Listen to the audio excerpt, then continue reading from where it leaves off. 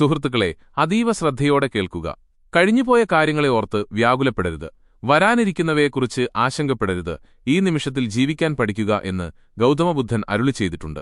ഈ വചനം നമ്മൾ പലതവണ കേട്ടിട്ടുണ്ടാകാം, എന്നാൽ വളരെ കുറച്ചു മാത്രമേ അത് ഉൾക്കൊണ്ടിട്ടുള്ളൂ. ബോധിവൃക്ഷത്തിന്റെ ചുവട്ടിലിരുന്ന് ബുദ്ധൻ അനുഭവിച്ചറിഞ്ഞ ആ സത്യം ഇന്ന് ഞാൻ നിങ്ങളുമായി പങ്കുവയ്ക്കുകയാണ്. അത് വെറുമൊരു ദർശനമായിരുന്നില്ല, മറിച്ച് ഒരു മനഃശാസ്ത്രപരമായ വിപ്ലവമായിരുന്നു. ഒരു മനുഷ്യൻ ചിന്തകളിൽ നിന്ന് മുക്തനാകുമ്പോൾ അയാളുടെ ഉള്ളിലെ ഊർജ്ജം സർഗാത്മകതയായി മാറുന്നു. ഈ മാറ്റത്തെയാണ് ബുദ്ധൻ നിർവ്വാണം എന്ന് വിളിച്ചത്. എന്നാൽ ചിന്തിച്ചു നോക്കൂ, എന്തുകൊണ്ടാണ് നമുക്ക് ആശങ്കകൾ ഉണ്ടാകുന്നത്? നമ്മുടെ നിയന്ത്രണത്തിലല്ലാത്ത കാര്യങ്ങളെക്കുറിച്ച് നമ്മൾ എന്തിനാണ് നിരന്തരം ചിന്തിച്ചുകൊണ്ടിരിക്കുന്നത്? മനഃശാസ്ത്രപരമായി പറഞ്ഞാൽ മനുഷ്യന്റെ മസ്തിഷ്കം ഒരു സുരക്ഷാ കവചം പോലെയാണ് പ്രവർത്തിക്കുന്നത്. വരാനിരിക്കുന്ന അപകടങ്ങളിൽ നിന്ന് നമ്മെ രക്ഷിക്കാൻ അത് എപ്പോഴും ഭാവിയെക്കുറിച്ച് സങ്കൽപ്പിച്ചുകൊണ്ടിരിക്കും. എന്നാൽ ഈ സങ്കല്പങ്ങൾ നിയന്ത്രണത്തിന് അപ്പുറമാകുമ്പോൾ അതേ മസ്തിഷ്കം നമ്മെ ഉള്ളിൽ നിന്ന് നശിപ്പിക്കാൻ തുടങ്ങുന്നു. ഇവിടെ നിന്നാണ് അനാവശ്യമായ ഉത്കണ്ഠകൾ ജന്മമെടുക്കുന്നത്. ഇത് ആത്മാവിനെ സാവധാനം ദഹിപ്പിക്കുന്ന ഒരു തീയാണ്. നിങ്ങളുടെ ചിന്തകളാണ് നിങ്ങളുടെ ലോകത്തെ നിർമ്മിക്കുന്നത് എന്ന് ബുദ്ധൻ പറഞ്ഞു. ചിന്തകൾ ഭയം നിറഞ്ഞതാണെങ്കിൽ നിങ്ങളുടെ ലോകവും ഭീതിജനകമാകും. എന്നാൽ ചിന്തകൾ ശാന്തമാണെങ്കിൽ ഈ ലോകം ഒരു ആശ്രമം പോലെ പവിത്രമാകും. ആധുനിക ശാസ്ത്രവും ഇന്ന് ഈ മനഃശാസ്ത്ര സത്യത്തോട് യോജിക്കുന്നു. നിങ്ങൾ അമിതമായി ഉത്കണ്ഠപ്പെടുമ്പോൾ നിങ്ങളുടെ മസ്തിഷ്കം അപായസൂചന നൽകുകയും ശരീരത്തിലാകെ സമ്മർദ്ദമുണ്ടാക്കുന്ന ഘടകങ്ങൾ പടരുകയും ചെയ്യുന്നു. അങ്ങനെ സംഭവിച്ചാൽ എന്തു ചെയ്യും എന്ന ചിന്തയിൽ മസ്തിഷ്കം കുടുങ്ങിക്കിടക്കും. അതായത്, ശരീരം വർത്തമാനകാലത്താണെങ്കിലും മനസ്സ് ഭാവിയെക്കുറിച്ചുള്ള സാങ്കൽപ്പിക തീയിൽ വെന്തുരുകുകയാണ്. ഈ അന്ധകാരത്തിലാണ് മനുഷ്യന് അവനെത്തന്നെ നഷ്ടമാകുന്നതെന്ന് ബുദ്ധൻ ഓർമ്മിപ്പിക്കുന്നു. ഭാവിയെക്കുറിച്ച് ഉത്കണ്ഠപ്പെടാതിരിക്കുക എന്നത് ഒരു മനുഷ്യനെ സംബന്ധിച്ചിടത്തോളം അസാധ്യമാണെന്ന് ബുദ്ധൻ അറിയാമായിരുന്നു. അതുകൊണ്ട് ചിന്തകളെ ഉപേക്ഷിക്കൂ എന്നല്ല അദ്ദേഹം പറഞ്ഞത്, മറിച്ച് ചിന്തകളെ നിരീക്ഷിക്കൂ എന്നാണ്. ഇത് വളരെ വലിയൊരു വ്യത്യാസമാണ്. വികാരങ്ങളെ അടിച്ചമർത്താൻ ശ്രമിക്കുമ്പോൾ അവ കൂടുതൽ ശക്തിയോടെ തിരിച്ചുവരുമെന്ന് മനഃശാസ്ത്രം പറയുന്നു. എന്നാൽ നമ്മൾ ഒരു കാഴ്ചക്കാരനെപ്പോലെ നമ്മുടെ ചിന്തകളെ കടന്നുപോകാൻ അനുവദിക്കുകയും അവയെ നിരീക്ഷിക്കുകയും ചെയ്യുമ്പോൾ ആ ചിന്തകൾക്ക് അവയുടെ ശക്തി നഷ്ടപ്പെടുന്നു. ബുദ്ധൻ ഇതിനെ സാക്ഷിഭാവം എന്ന് വിളിച്ചു. ഇന്നത്തെ ശാസ്ത്രം ഇതിനെ ജാഗ്രതയോടെയുള്ള അവബോധം എന്ന് വിശേഷിപ്പിക്കുന്നു. ഇവ രണ്ടിന്റെയും അർത്ഥം വർത്തമാന നിമിഷത്തിലേക്ക് മടങ്ങിവരിക എന്നത് തന്നെയാണ്. ജീവിതം ഈ നിമിഷത്തിൽ മാത്രമാണുള്ളത്, കഴിഞ്ഞുപോയ ഇന്നലെകളിലോ വരാനിരിക്കുന്ന നാളുകളിലോ അല്ല. ആലോചിച്ചു നോക്കൂ, ഈ നിമിഷത്തിൽ നിങ്ങൾ പൂർണ്ണമായും ബോധവാനാണെങ്കിൽ അവിടെ ആശങ്കകൾക്ക് സ്ഥാനമുണ്ടോ? ഇല്ല. കാരണം ആശങ്കകൾ എപ്പോഴും ഭാവിയെക്കുറിച്ചാണ്. ഭാവി എന്നത് വെറും സങ്കല്പവുമാണ്. വർത്തമാന നിമിഷത്തെ തിരിച്ചറിയുന്നവൻ ജീവിതത്തെ തിരിച്ചറിയുന്നു എന്ന് ബുദ്ധൻ പറഞ്ഞു. സംഭവിച്ചുപോയ കാര്യങ്ങൾ അവസാനിച്ചു കഴിഞ്ഞു. വരാനിരിക്കുന്നവ ഇതുവരെ എത്തിയിട്ടുമില്ല. അങ്ങനെയെങ്കിൽ നിലവിലില്ലാത്ത കാര്യങ്ങളുടെ ചങ്ങലയിൽ നിങ്ങൾ എന്തിനാണ് നിങ്ങളുടെ മനസ്സിനെ ബന്ധിച്ചിടുന്നത്? ഇവിടെയാണ് ബുദ്ധന്റെ പാഠങ്ങളും മനഃശാസ്ത്രവും ഒരേ ബിന്ദുവിൽ ഒന്നിക്കുന്നത്. നിങ്ങളുടെ ചിന്തകൾ വികാരങ്ങൾക്കും വികാരങ്ങൾ കർമ്മങ്ങൾക്കും ജന്മം നൽകുന്നുവെന്ന് മനഃശാസ്ത്രം പറയുന്നു. മനുഷ്യൻ എങ്ങനെ ചിന്തിക്കുന്നുവോ അവൻ അപ്രകാരം തന്നെയായി മാറുമെന്ന് ബുദ്ധനും അരുളി ചെയ്തിട്ടുണ്ട്. അതായത്, ഇരുവരും പറയുന്നത് ഒരേ കാര്യമാണ്, ഭാഷയിൽ മാത്രമേ മാറ്റമുള്ളൂ. ബുദ്ധന്റെ ആ ജ്ഞാനത്തെ ആധുനിക ജീവിത സാഹചര്യത്തിൽ നമുക്കിന്ന് മനസ്സിലാക്കാം. കാരണം ഇതൊരു വെറും ധ്യാനമോ സാധനയോ മാത്രമല്ല, മറിച്ച് മനസ്സിനുള്ള ചികിത്സയാണ്. സ്വന്തം ജീവിതത്തിന്റെ ദിശ മാറ്റാൻ നിങ്ങളെ സഹായിക്കുന്ന ഒരു ആന്തരിക ശാസ്ത്രമാണിത്. ഓരോ ഉത്കണ്ഠയുടെയും വേര് അരക്ഷിതാവസ്ഥയിലാണ്. ആ അരക്ഷിതാവസ്ഥയുടെ വേരാകട്ടെ അഹങ്കാരത്തിലും. ഇത് എന്റേതാണ്, ഇത് ഞാനാണ് എന്ന് നിങ്ങൾ ചിന്തിക്കുന്നിടത്തോളം കാലം ആശങ്കകൾ നിങ്ങളെ വിട്ടുപോകില്ലെന്ന് ബുദ്ധൻ പറഞ്ഞു. നിങ്ങൾ എന്തിനെയൊക്കെ നിങ്ങളുടേതെന്ന് കരുതുന്നുവോ അവ നഷ്ടപ്പെടുമെന്ന ഭയം നിങ്ങളുടെ ഉള്ളിൽ എപ്പോഴും ഉണ്ടായിരിക്കും. ഈ ഭയമാണ് പിന്നീട് ഉത്കണ്ഠയായി മാറുന്നത്.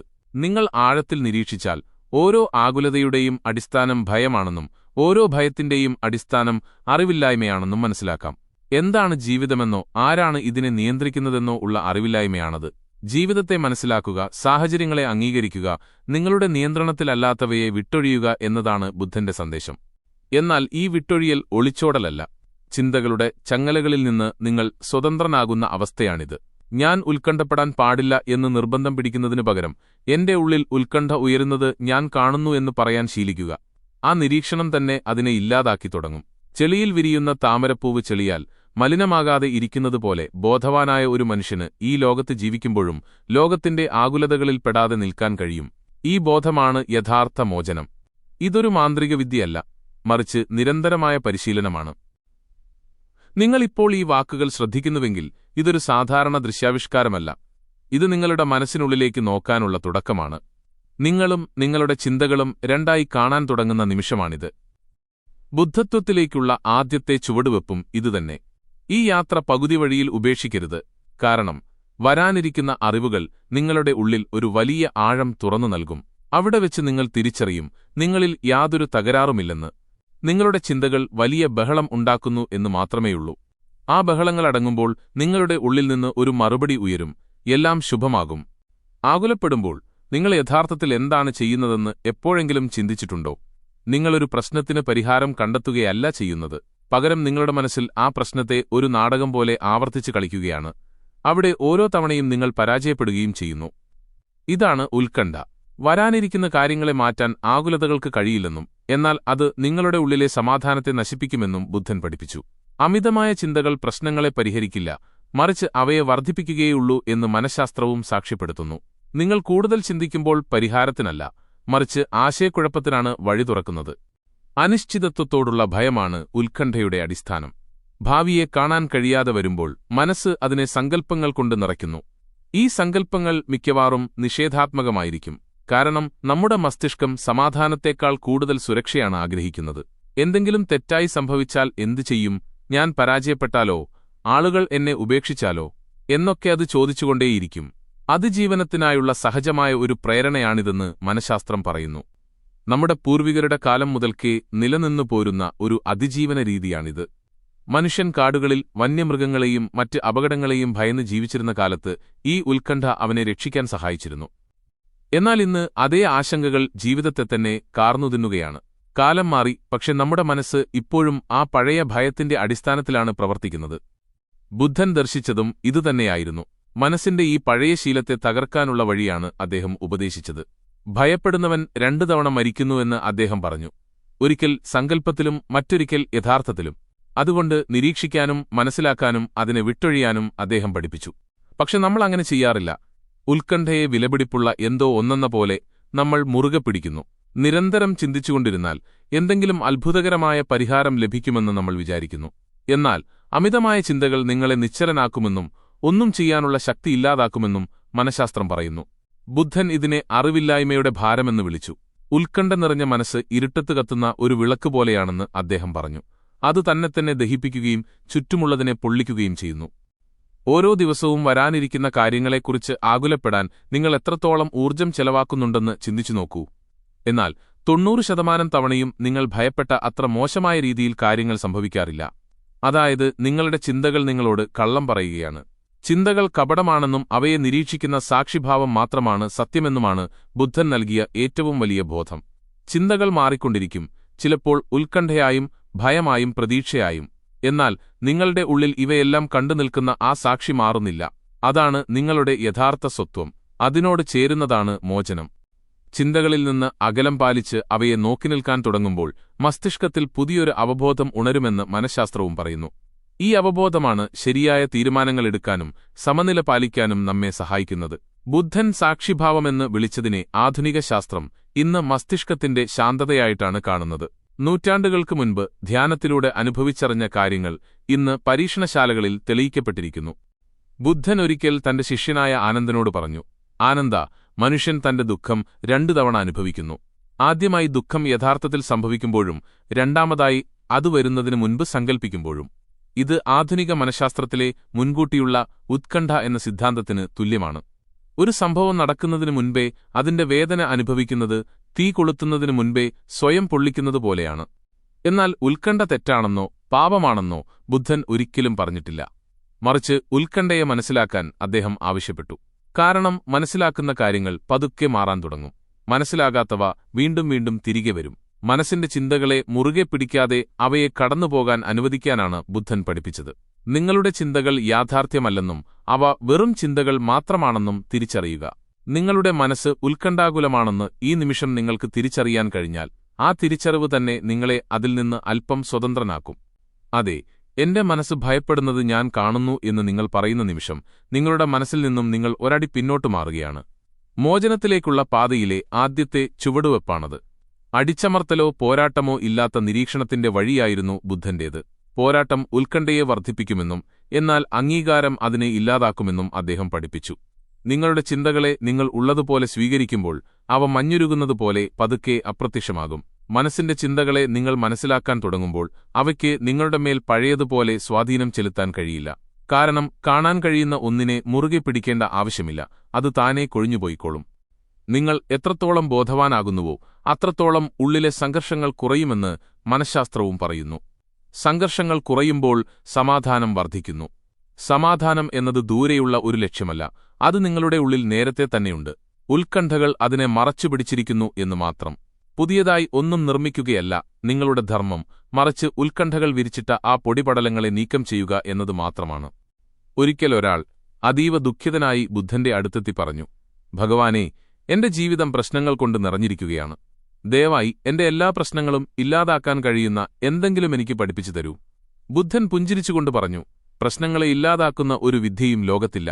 എന്നാൽ നിന്റെ ഉത്കണ്ഠകളെ ഇല്ലാതാക്കാൻ കഴിയുന്ന ഒരു വിദ്യയുണ്ട്. ആ മനുഷ്യൻ അത്ഭുതപ്പെട്ടു. പ്രശ്നങ്ങളെ അംഗീകരിക്കാൻ പഠിക്കുമ്പോൾ അവ പ്രശ്നങ്ങളല്ലാതായി മാറുമെന്ന് ബുദ്ധൻ വിശദീകരിച്ചു. പകരം അവ ജീവിതത്തിലെ അധ്യാപകരായി മാറും. ഈ തിരിച്ചറിവാണ് ബുദ്ധത്വം.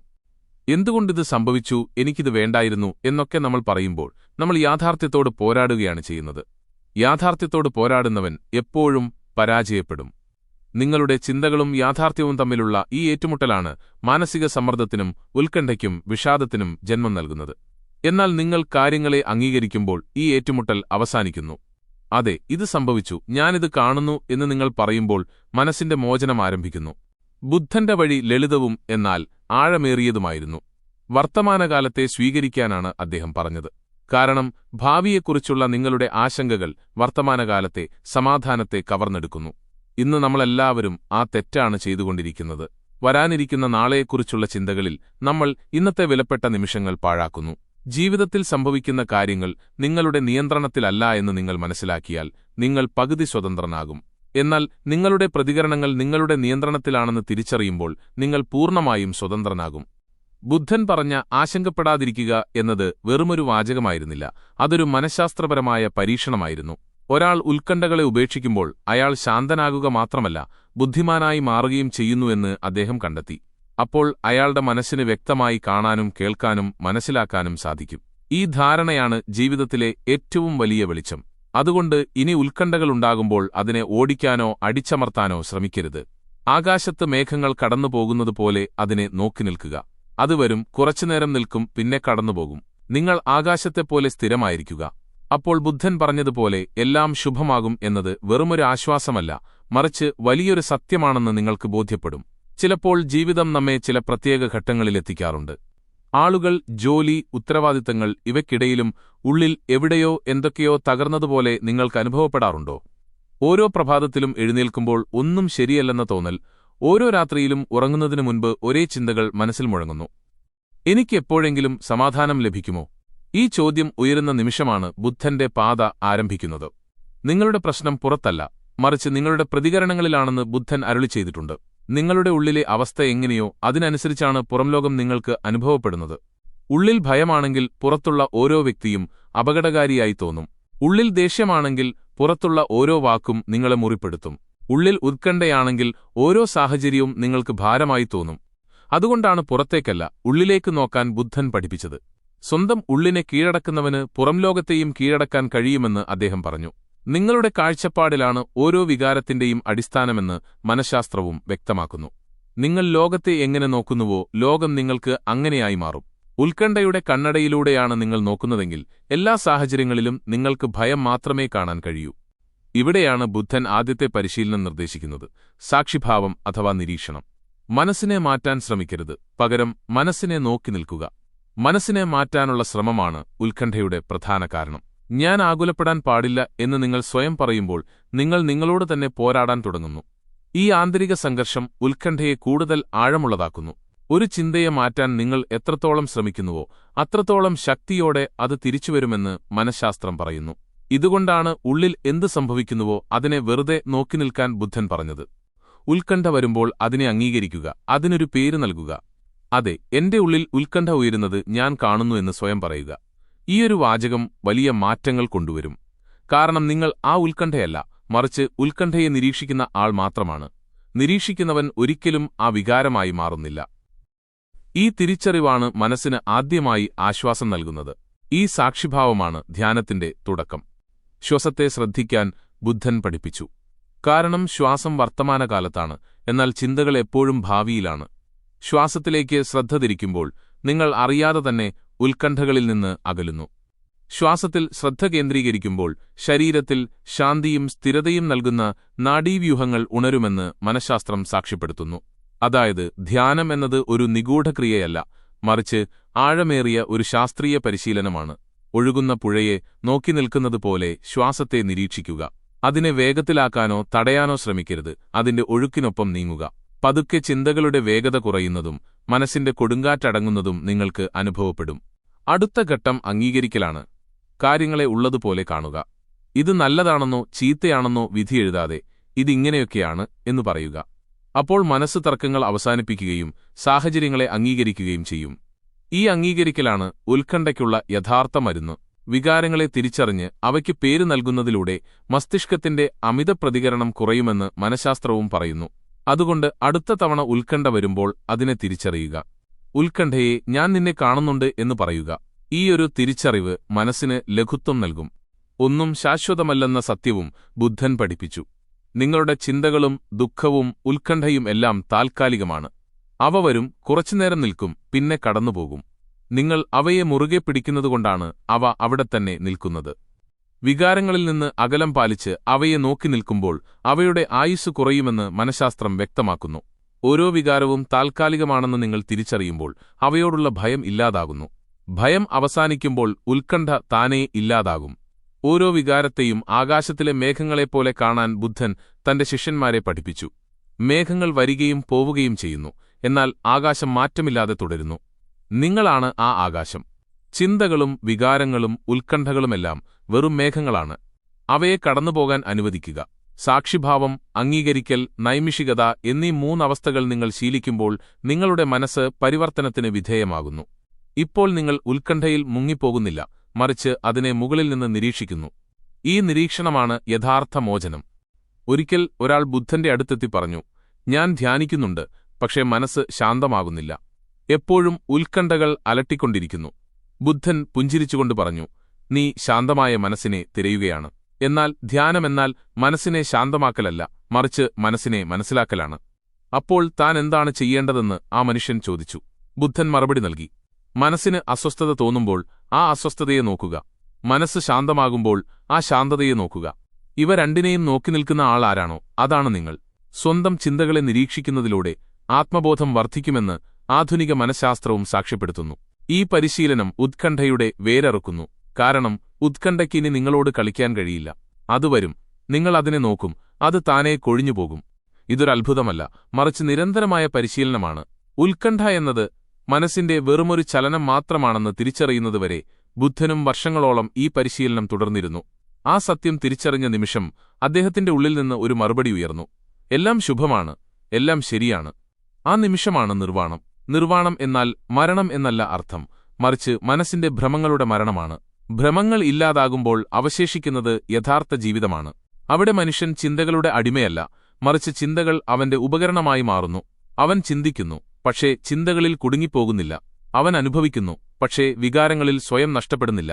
ഇതാണ് ബുദ്ധന്റെ യഥാർത്ഥ ശാസ്ത്രം. നിങ്ങൾ ഉത്കണ്ഠയെ നിരീക്ഷിക്കുകയും പുഞ്ചിരിക്കുകയും ചെയ്യുന്ന നിമിഷം അതിന്റെ ശക്തി അവസാനിക്കുമെന്ന് ബുദ്ധൻ പറഞ്ഞു. ആ പുഞ്ചിരി വരുന്നത് ഉള്ളിലെ ആഴങ്ങളിൽ നിന്നാണ്, ഒരു അംഗീകാരത്തിൽ നിന്ന്, സ്നേഹത്തിൽ നിന്ന്, ബോധത്തിൽ നിന്ന്. നിങ്ങളുടെ ഉള്ളിലെ ആഴങ്ങൾ നിങ്ങൾ കാണുമ്പോൾ ജീവിതം എപ്പോഴും നിങ്ങൾക്ക് അനുകൂലമാണെന്ന് നിങ്ങൾ തിരിച്ചറിയും. ജീവിതം നിങ്ങൾക്കെതിരല്ല, നിങ്ങൾ അതിനെ തെറ്റായി മനസ്സിലാക്കുന്നു എന്നു മാത്രം. ഈ ധാരണ ആഴത്തിൽ ഉറയ്ക്കുമ്പോൾ ഉള്ളിലേക്ക് അദൃശ്യമായ ഒരു ശാന്തി കടന്നുവരുന്നു. ഒന്നും നേടിയെടുക്കുന്നതിലൂടെയല്ല, മറിച്ച് എല്ലാം വിട്ടൊഴിയുന്നതിലൂടെയാണ് ആ ശാന്തി ലഭിക്കുന്നത്. എല്ലാം വിട്ടൊഴിയുമ്പോൾ കാര്യങ്ങൾ താനേ ശുഭമാകുമെന്ന് ബുദ്ധൻ പഠിപ്പിച്ചു. നിങ്ങളുടെ ഉള്ളം ശാന്തമായിരിക്കുമ്പോൾ ചുറ്റുമുള്ള ലോകം വ്യത്യസ്തമായി അനുഭവപ്പെടുന്നത് നിങ്ങൾ ശ്രദ്ധിച്ചിട്ടുണ്ടോ? ആളുകളും സാഹചര്യങ്ങളും ജോലിയുമൊക്കെ പഴയതുതന്നെയായിരിക്കും, പക്ഷേ അവ നിങ്ങളിൽ ചെലുത്തുന്ന സ്വാധീനം മാറുന്നു. മുൻപ് നിങ്ങളെ അസ്വസ്ഥനാക്കിയിരുന്ന ചെറിയ കാര്യങ്ങൾ പോലും ഇപ്പോൾ ഉള്ളിൽ കൊടുങ്കാറ്റുയർത്തുന്നില്ല. ഇതൊരു പുറമെ നിന്നുള്ള മാന്ത്രിക വിദ്യയല്ല, മറിച്ച് നിങ്ങളുടെ ഉള്ളിൽ സംഭവിച്ച മാറ്റമാണ്. സ്വന്തം മനസ്സിനെ കീഴടക്കിയവന് പുറംലോകത്ത് കീഴടക്കാൻ മറ്റൊന്നും അവശേഷിക്കുന്നില്ല എന്ന് ബുദ്ധൻ പറഞ്ഞു. ഈ വചനം വെറുമൊരു ധ്യാനത്തിനു വേണ്ടിയുള്ളതല്ല, മറിച്ച് ജീവിതത്തിന് മുഴുവൻ വേണ്ടിയുള്ളതാണ്. സ്വന്തം ഉത്കണ്ഠകളെ നിയന്ത്രിക്കാൻ കഴിയുന്നവന് തന്റെ ജീവിതത്തിന്റെ ദിശയെയും നിയന്ത്രിക്കാൻ കഴിയും. ബാഹ്യമായ സംഭവങ്ങളെ കുറ്റപ്പെടുത്തുന്നത് നിർത്തുമ്പോൾ ഒരാൾ തന്റെ ആന്തരിക നിയന്ത്രണം വീണ്ടെടുക്കുന്നു എന്ന് മനഃശാസ്ത്രം പറയുന്നു. എനിക്ക് എന്ത് സംഭവിച്ചു എന്നതല്ല, മറിച്ച് ആ സംഭവത്തോട് ഞാൻ എങ്ങനെ പ്രതികരിക്കുന്നു എന്നതാണ് എന്റെ വ്യക്തിത്വം നിശ്ചയിക്കുന്നത് എന്നിപ്പോൾ അയാൾക്കറിയാം. ബുദ്ധനും ഇതുതന്നെയാണ് അരുളിച്ചെയ്യുന്നത്. ദുഃഖത്തിന് കാരണം ഒരു സംഭവമല്ല, മറിച്ച് അതിനോടുള്ള നമ്മുടെ പ്രതികരണമാണ്. ഈ സത്യം ഉള്ളിലുറയ്ക്കുമ്പോൾ ഓരോ സാഹചര്യവും ഓരോ വ്യക്തിയും നിങ്ങളെ പഠിപ്പിക്കുന്ന അധ്യാപകരായി മാറും. നിങ്ങളെ ഉപദ്രവിക്കാൻ ഇനി ആർക്കും കഴിയില്ല, കാരണം നിങ്ങളുടെ ഉള്ളിനെ നിങ്ങൾ തിരിച്ചറിഞ്ഞിരിക്കുന്നു. ഇവിടെയാണ് ഉത്കണ്ഠ ശാന്തിയായും ഭയം വിശ്വാസമായും ക്രോധം കരുണയായും പരിവർത്തനം ചെയ്യപ്പെടുന്നത്. ഒരിക്കൽ ഒരു ഗ്രാമത്തിലൂടെ കടന്നുപോകുമ്പോൾ ഒരാൾ ബുദ്ധനെ അധിക്ഷേപിച്ചു. ബുദ്ധൻ പുഞ്ചിരിച്ചുകൊണ്ട് ശാന്തനായി നിന്നു. ശിഷ്യന്മാർ അത്ഭുതപ്പെട്ടു ചോദിച്ചു, ഭഗവാനെ, അങ്ങെന്താണൊന്നും പറയാത്തത്? ബുദ്ധൻ മറുപടി നൽകി, ഒരാൾ നിങ്ങൾക്ക് ഒരു സമ്മാനം നൽകുകയും നിങ്ങൾ അത് സ്വീകരിക്കാതിരിക്കുകയും ചെയ്താൽ ആ സമ്മാനം ആരുടെ പക്കലിരിക്കും? അത് നൽകിയവന്റെ പക്കൽ തന്നെയിരിക്കും. ശിഷ്യന്മാർ പറഞ്ഞു. ബുദ്ധൻ പുഞ്ചിരിച്ചുകൊണ്ട് പറഞ്ഞു, അങ്ങനെയെങ്കിൽ ഞാൻ അവന്റെ ആ സമ്മാനം എന്തിനു സ്വീകരിക്കണം? ഇതാണ് ജാഗ്രത. വികാരത്താൽ പ്രതികരിക്കുന്നതിനു പകരം ആ പ്രതികരണത്തെ നിരീക്ഷിക്കുന്ന മനഃശാസ്ത്രപരമായ അവബോധമാണിത്. ഈ നിരീക്ഷണമാണ് ബുദ്ധത്വത്തിന്റെ തുടക്കം.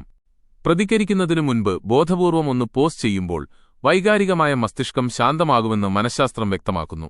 അപ്പോൾ ബുദ്ധിപരമായ തീരുമാനങ്ങൾ എടുക്കാൻ നമുക്ക് സാധിക്കും.